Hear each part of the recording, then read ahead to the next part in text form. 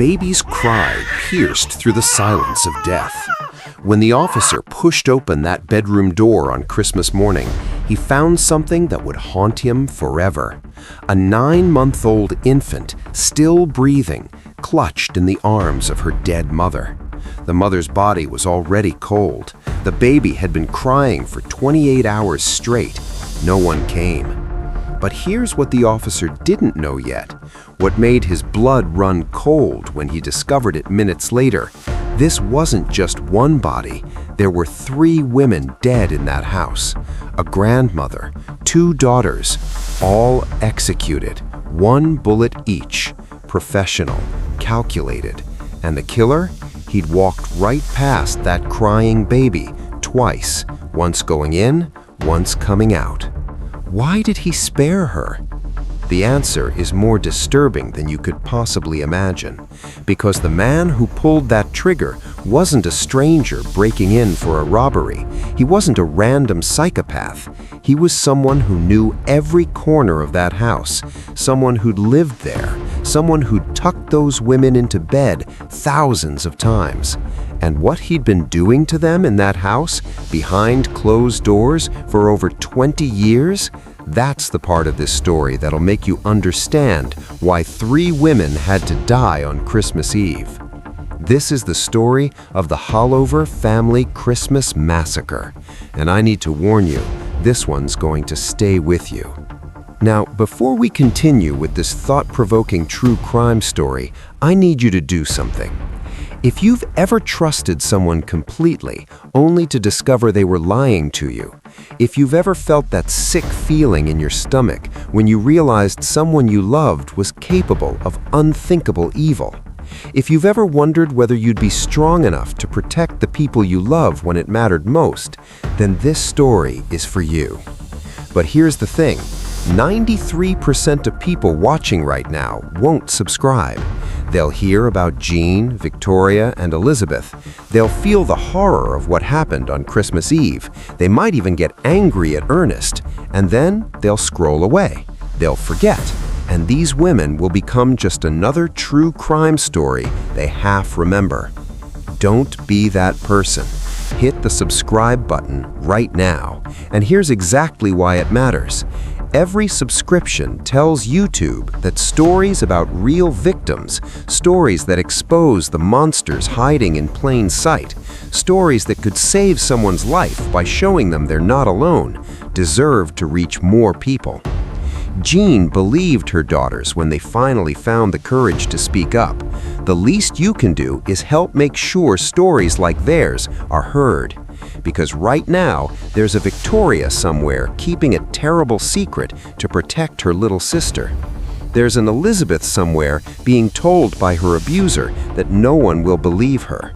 There's a Jean somewhere who doesn't know that the person she trusts most is destroying her children. These stories save lives, but only if they're seen. You're about to invest the next 20 minutes into a story that will leave you in shock. A story about a family that looked perfect from the outside, but was rotting from within. A story of courage, sacrifice, and a woman who chose her daughters over everything, even her own life. That kind of commitment to the truth deserves 5 seconds of action. So do it now. Subscribe, because Jean, Victoria, and Elizabeth deserve to be remembered, because their story needs to be told, because the next person who watches this might be the one who finally finds the courage to leave their abuser, or believe their child, or recognize the warning signs before it's too late. Hit that button, and then let's continue. Because what Jean discovered next would set off a chain of events that would end with 3 women dead on Christmas morning and a baby crying in her mother's arms. Let me take you back to where this nightmare truly began. Not Christmas Eve 2002, earlier, much earlier, to a time when the Wholaver family looked perfect. Jean Wholaver was born December 8, 1959, in Jonestown, Pennsylvania. Everyone who knew her said the same thing. She was the kind of person who'd give you the shirt off her back. She became an X-ray technician because she wanted to help people. That's just who she was. Kind, giving, trusting. Remember that word, trusting, because it's gonna matter. Ernest Wholaver was born April 23, 1960. He owned a trucking company, hard-working guy, or so it seemed. When he met Jean, something clicked. They got married, they bought a house in Middletown, Pennsylvania, white picket fence, American dream. They had 2 daughters, Victoria, nicknamed Vicky, and Elizabeth, called Izzy. From the outside, they had everything. But here's what their neighbors didn't know, what Jean didn't know for 2 decades, what was happening behind those closed bedroom doors while Jean worked her hospital shifts. The monster wasn't hiding under the bed, he was tucking the children in. But how did Jean finally discover the truth? And what was Victoria's desperate attempt to protect her little sister? Keep watching. Victoria was Daddy's little girl. That's what everyone thought. But Victoria knew better. She knew what Daddy's little girl really meant in the Wholaver household, and it was a nightmare she'd been living since childhood. Ernest Wholaver had been sexually assaulting his own daughter, his firstborn, for years. And as Victoria got older, she realized with horror that her little sister Elizabeth was next in line. She could see it coming, the way he looked at her, the way he started calling her into his room. So Victoria did something extraordinary, something that shows you the kind of courage she had. She made her father a deal with the devil himself.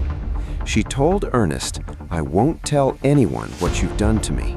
I'll keep your secret, but you have to promise to never touch Elizabeth." Can you imagine being so desperate to protect your little sister that you're willing to continue suffering yourself? Victoria sacrificed herself. She became a human shield. Ernest agreed. He shook on it, father to daughter. And Victoria believed him. She had to believe him.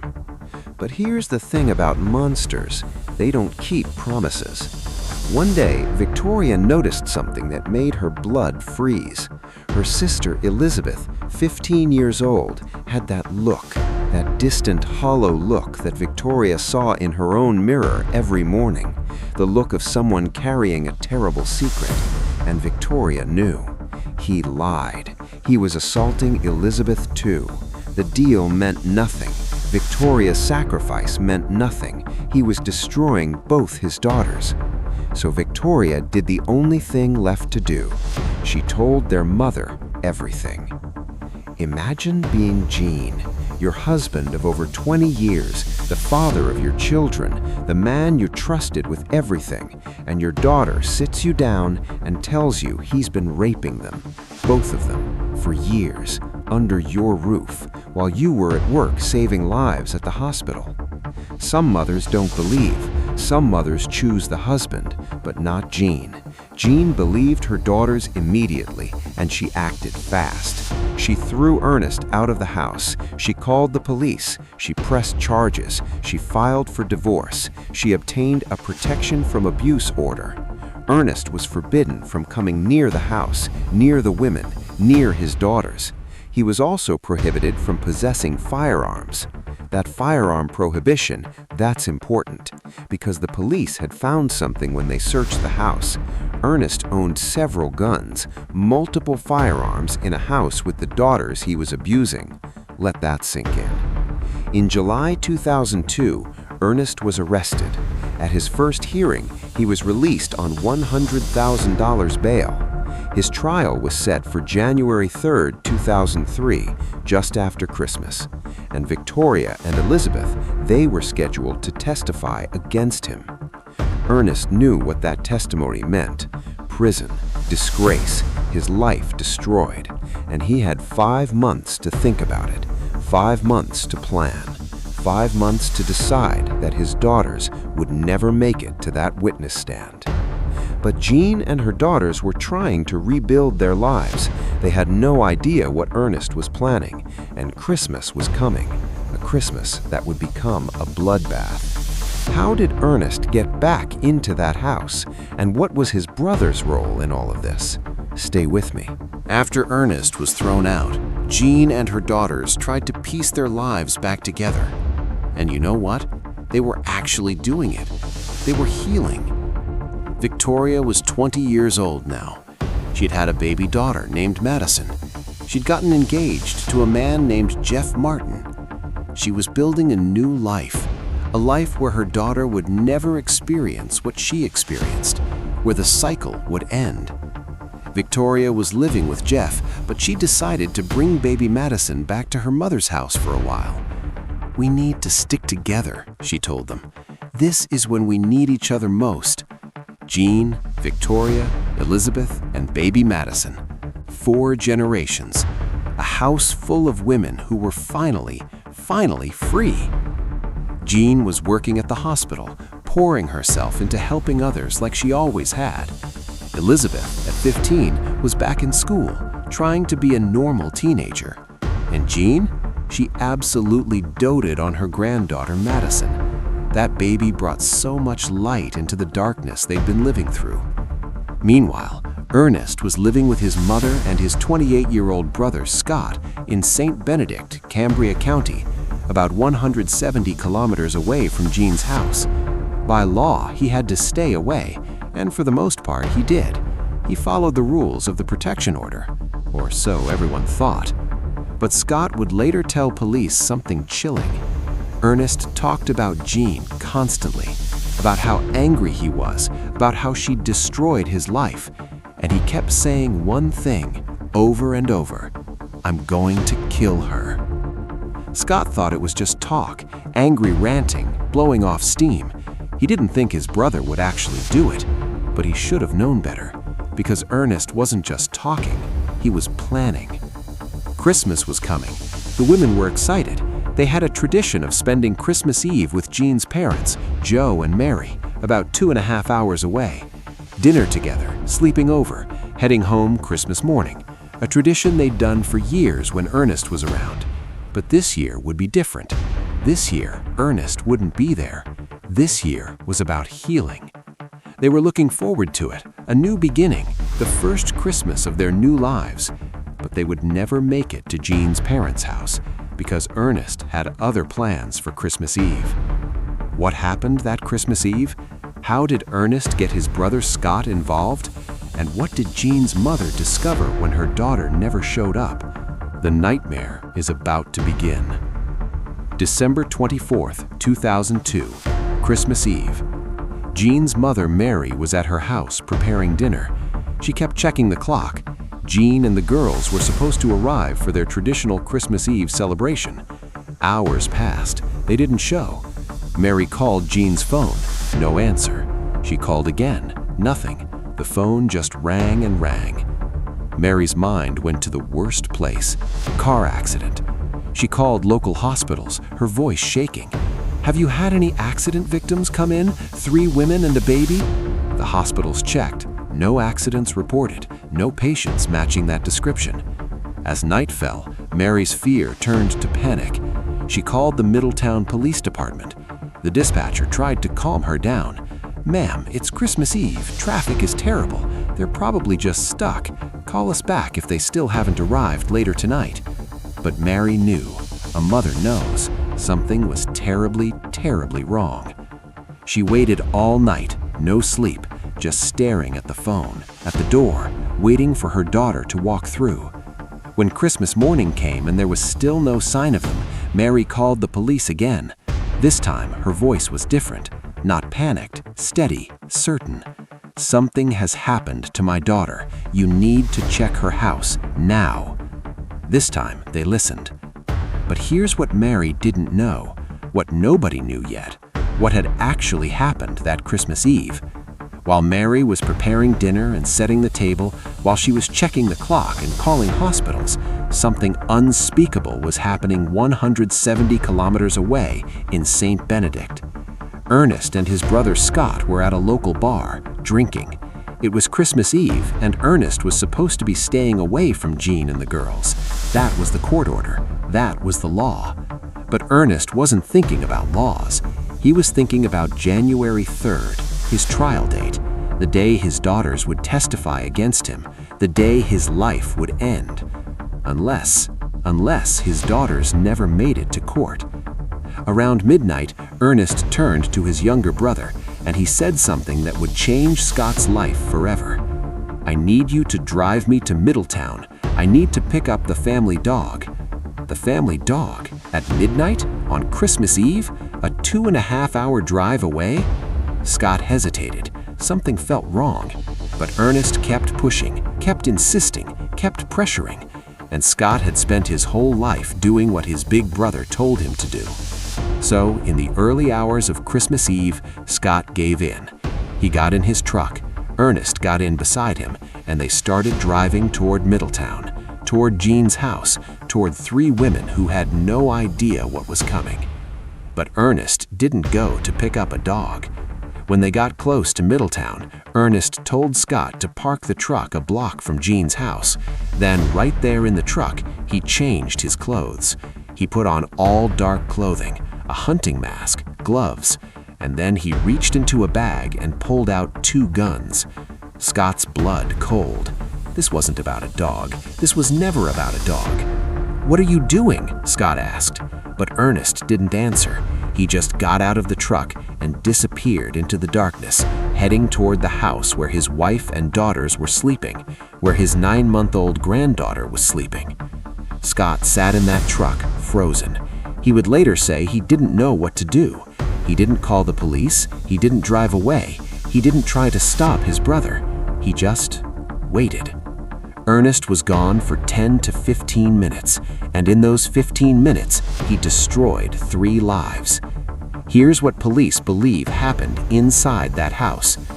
Ernest approached the house from the back. He tried the garage door, locked, so he smashed the window, reached through, and unlocked it from the inside. The sound of breaking glass should have woken someone. Maybe it did. It was around 4 a.m. Jean was awake. She was an early riser, especially when she had work. She was in the kitchen making coffee, her morning routine, the same routine she'd done 1,000 times.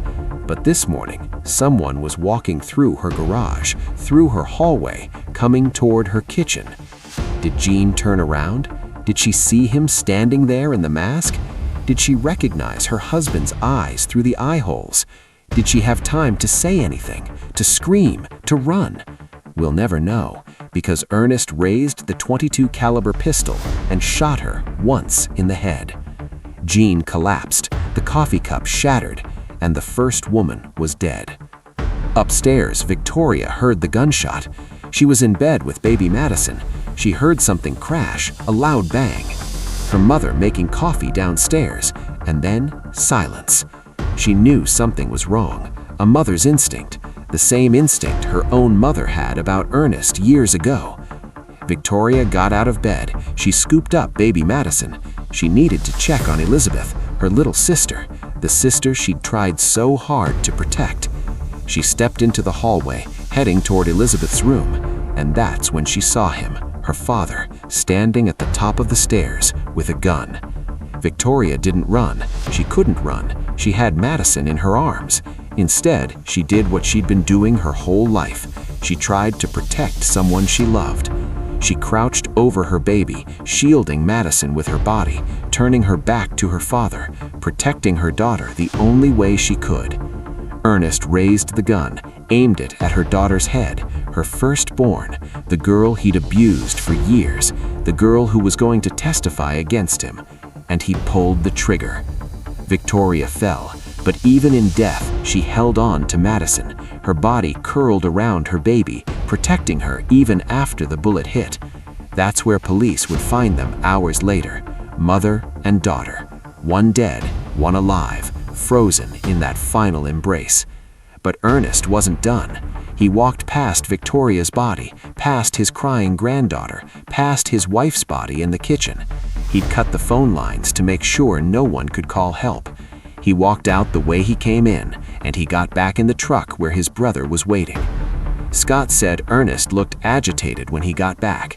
Ernest didn't say what he'd done. He didn't have to. Scott knew, and he drove his brother home anyway.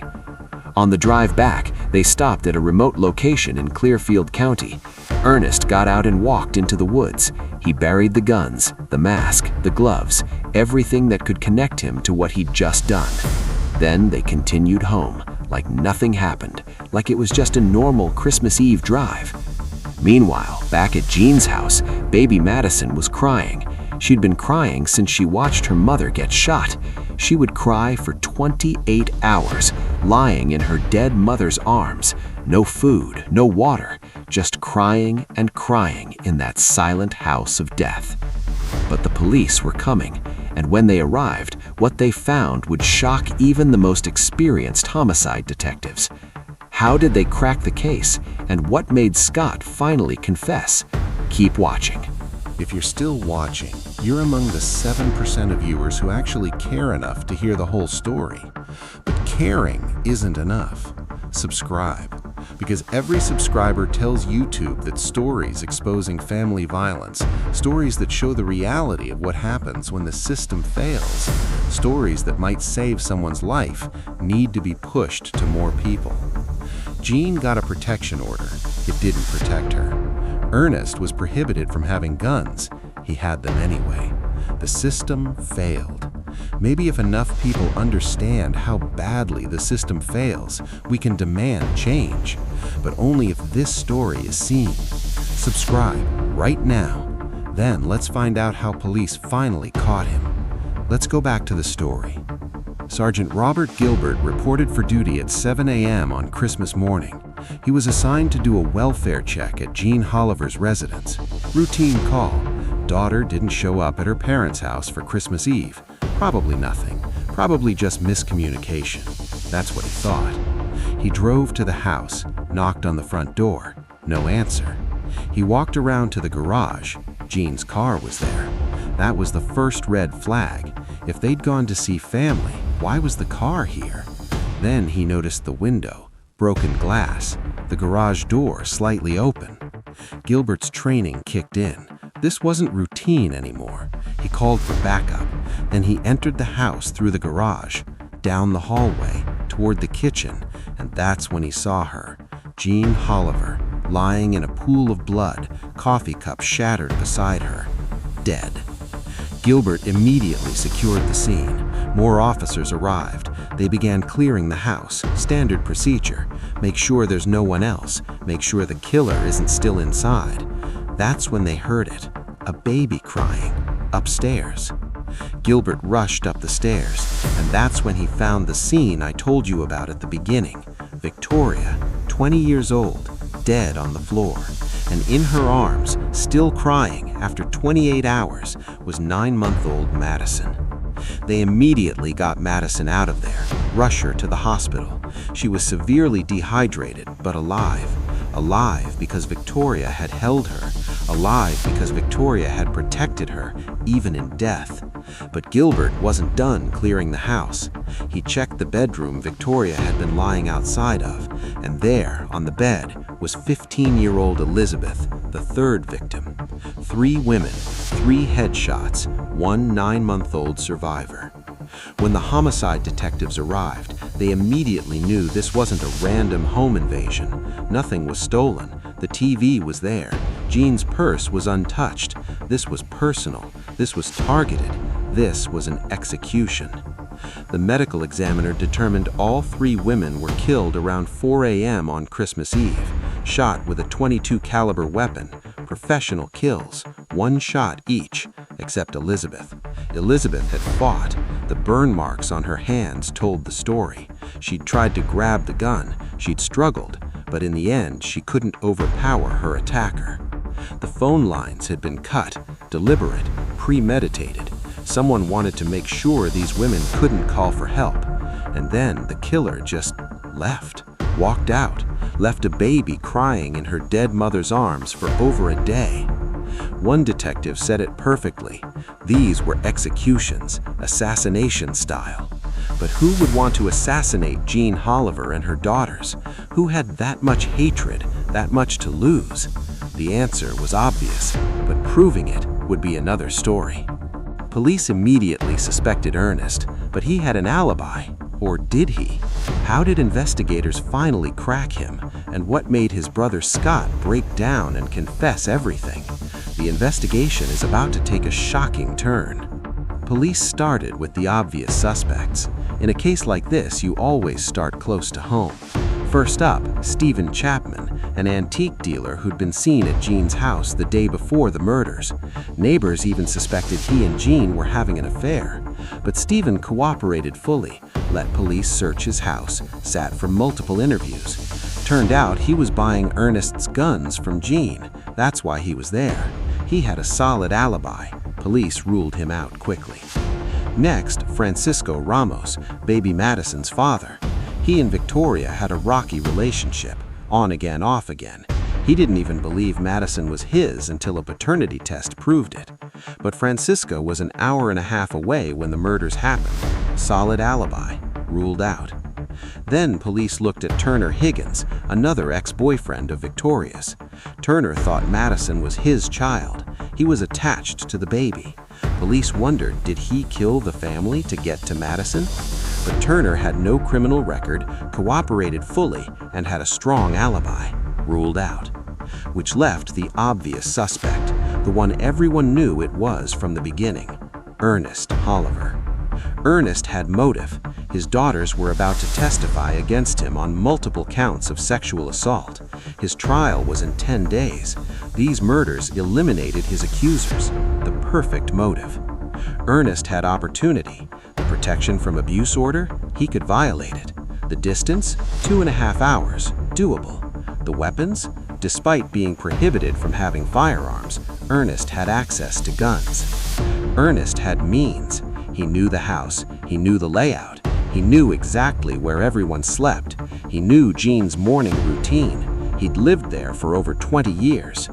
But knowing someone did it and proving they did it are two different things. When police brought Ernest in for questioning, he refused to cooperate, wouldn't give straight answers, wouldn't let them search his house. When they asked where he was the night of the murders, he said he was out with his brother Scott, spotting deer.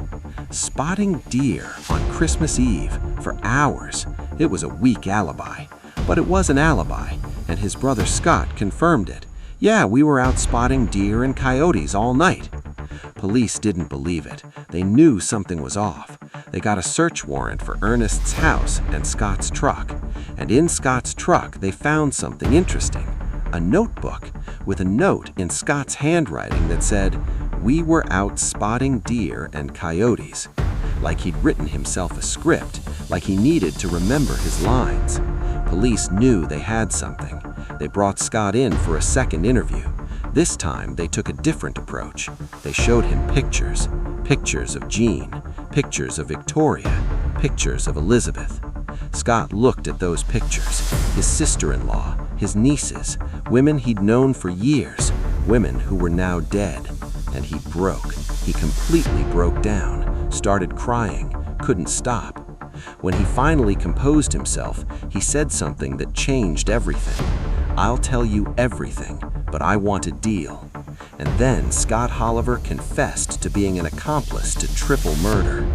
He told them everything: the bar, the midnight drive, Ernest changing into dark clothes, the guns, parking a block away, Ernest disappearing into the darkness, coming back agitated 15 minutes later, the drive home, stopping in the woods to bury the evidence. Scott even took them to the wooded area where Ernest had buried everything, and there it was, the .22 caliber pistol, the murder weapon. Ballistics confirmed it, the gun that killed 3 women on Christmas Eve. The gun belonged to Ernest's uncle. But here's what's haunting about Scott's confession. When police asked him why he didn't stop his brother, why he didn't call the police, why he didn't do anything, Scott said he was scared of his over-demanding brother. His whole life he'd done what Ernest told him to do, even on Christmas Eve, even when it meant helping commit murder. Scott said his biggest regret was not having the courage to stand up to Ernest. But regret doesn't bring back 3 women. Regret doesn't give Madison her mother back. But the story doesn't end with Scott's confession. Ernest had one more trick up his sleeve, a plan so twisted it involved hiring a hitman from prison, and other inmates were about to testify about Ernest's plot.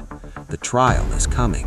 On January 3rd, 2003, the day Ernest was supposed to go on trial for sexually assaulting his daughters, he instead faced charges for their murders. Scott Hallenover, despite cooperating with police, was charged with 3 counts of homicide as an accomplice.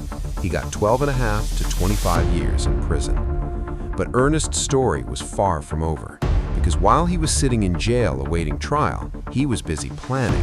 And what he was planning was absolutely insane.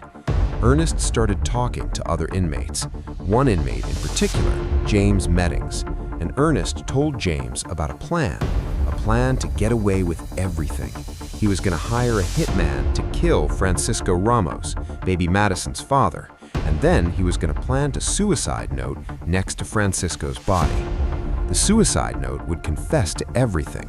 It would say Francisco killed Jean and her daughters, that Ernest was innocent, that Francisco was consumed by guilt and killed himself.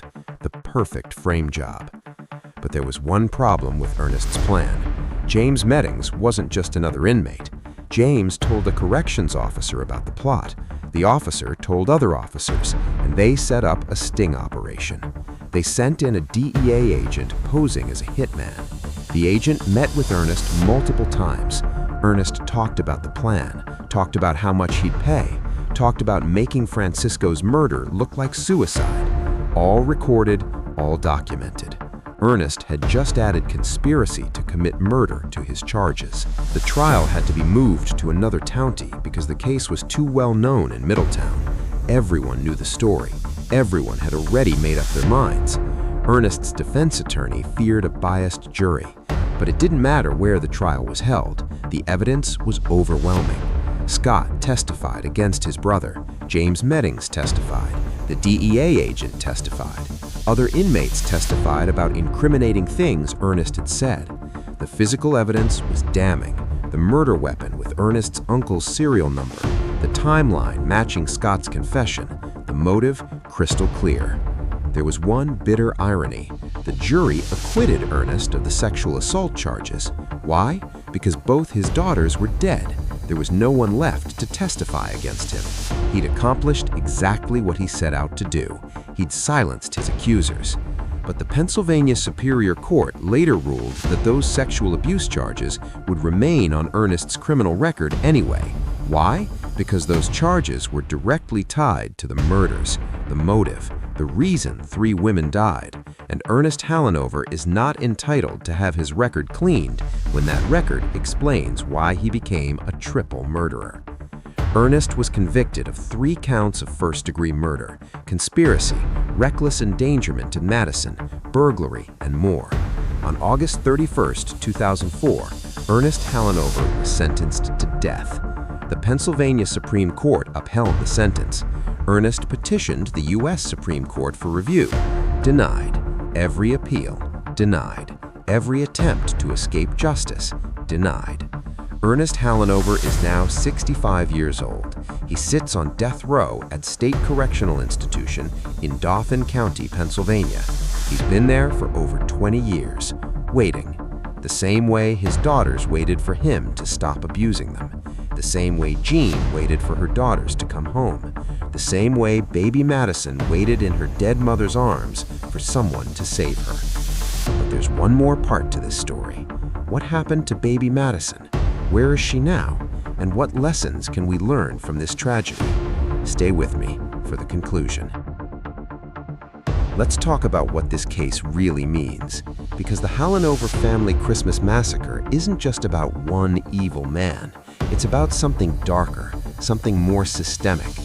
Ernest Hallenover abused his daughters for years under his own roof while his wife worked at the hospital, and nobody knew.